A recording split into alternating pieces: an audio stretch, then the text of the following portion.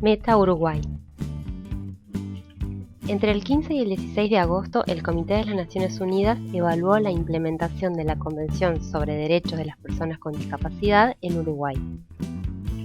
Germán Turón, integrante de Meta Juvenil, formó parte de la delegación que representó a la sociedad civil en la reunión de Ginebra, Suiza, y presentó el informe alternativo elaborado por las organizaciones sociales.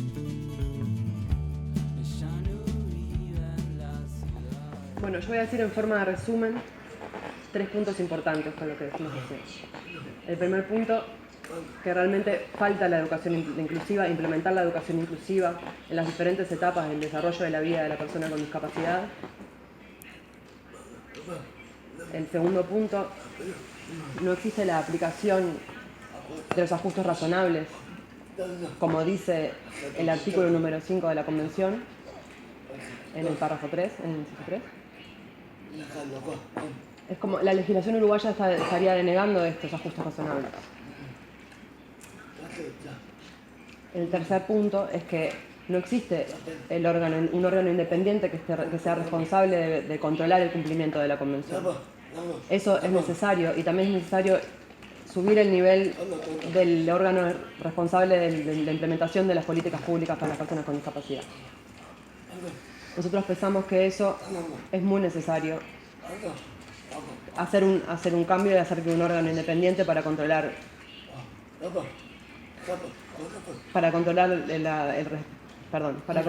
el cumplimiento de la Convención, la creación de un órgano independiente.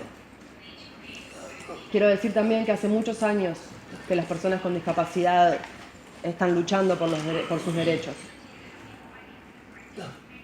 Y ya hace mucho tiempo que las personas, en todo este tiempo muchas personas han muerto sin ver ningún avance en estos temas.